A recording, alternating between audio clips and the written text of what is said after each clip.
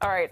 Elon Musk appears to have quite a bit of power, certainly more than anyone in the American public gave him. No one elected him. Over the weekend, he declared USAID, USAID, the agency that provides humanitarian support to countries in crisis, a criminal organization.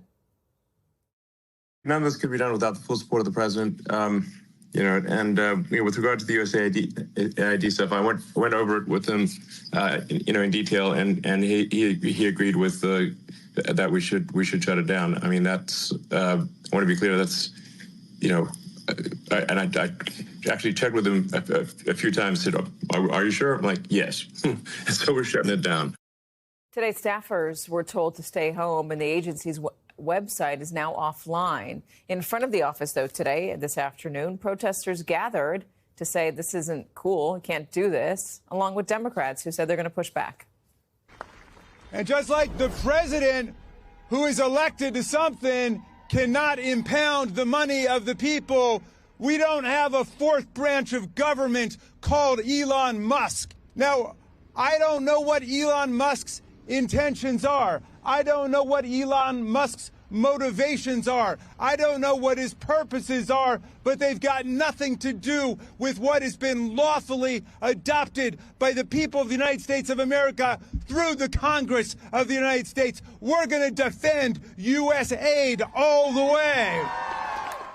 Joining us now from Capitol Hill, NBC News White House correspondent Vaughn Hilliard and staff writer with The Atlantic and MSNBC political contributor Mark Leibovich. All right, so how did Elon Musk go about deciding this, and why did does the White House know what USAID does?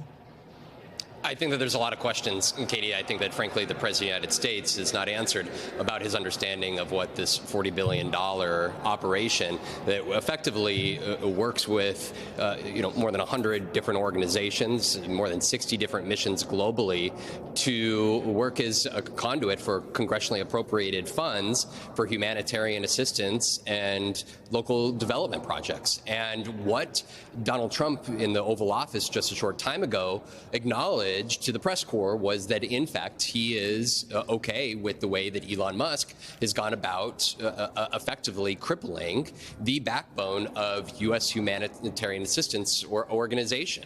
And not only that, but also Elon Musk's efforts within the Treasury Department to gain access through employees of payment disbursement files. But then also when you're looking at Elon Musk and in that Spaces conversation he had in After Midnight last night, Katie, it is a suggestion that they are willing to freeze billions of dollars in foreign assistance, but also potentially other payments. And what we heard from the president was no suggestion that he has any interest in putting a stop to the efforts of Elon Musk. We heard from some of those Democratic lawmakers on the literal front line of the government offices there at USAID headquarters, which was shut down today, and staffers who have not been fired or furloughed were told not to come to that office. And what you heard from some of those Democratic lawmakers was the argument that Elon Musk, the billionaire, has effectively been allowed to access not only personnel files, but also cut off congressionally approved funds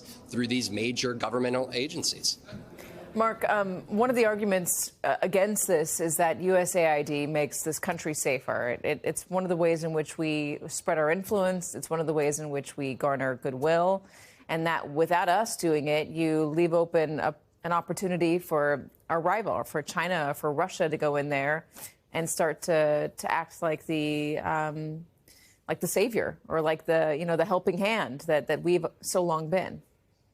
Yeah, I mean, I think, look, there's no question about that. And I don't think for a second that people in the White House, certainly not Donald Trump, have looked into the details of what they do every day at USAID. I do think, though, in the broad brush of what they see their mission as is, look, it's halfway around the world. A lot of this stuff is a long way from U.S. shores, right? They also see that it's very, very expensive, and it looks to them vis-a-vis like the Trump sort of MAGA message, like a throwback, like a remnant of a time which was much more globalized, when America was much more focused on being a sort of force for goodwill around the world, whereas Trump and obviously his supporters and a pretty high proportion of the electorate believes that it's time to sort of rein that in a little bit. Now, look, the method looks kind of crude, and I think ultimately this will probably wind up in court because there's a lot of jurisdictional questions about this, about what Congress is authorized to decide here and so forth.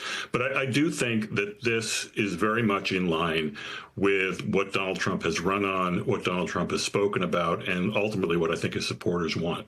I think you're right about that. There are questions, though, about whether we'll be able to. Well, let me ask you this. Democrats, they're trying to find their voice. We saw them outside of the headquarters for USAID. Are they having any success? I mean, look, I think Democrats and everyone are sort of struggling to know where to start with all this because it's one thing after another. I think one of the advantages that Donald Trump and the White House have is obviously they're controlling events here. They have not only the bully pulpit, but they obviously have a shock and awe strategy to sort of use the cliche or the code word they're using. So, yeah, it's hard whether you're in a great position or a weakened position. And I think the Democratic Party are clearly in the latter. It's hard to get your head around this, and it's hard to hone in on something like this because, as we've seen so many times, Donald Trump is a hard guy to go up against just because there is so much he is throwing at you at once. I think, this is one of the many problems Democrats have right now. But I mean, I think, obviously, I think they have a lot of good arguments here. I just don't think any of it's getting through just because so much of this is being dominated by the White House. It's like covering a Category 5 hurricane every single day. Mark Leibovich, Von Hilliard, thank you very much.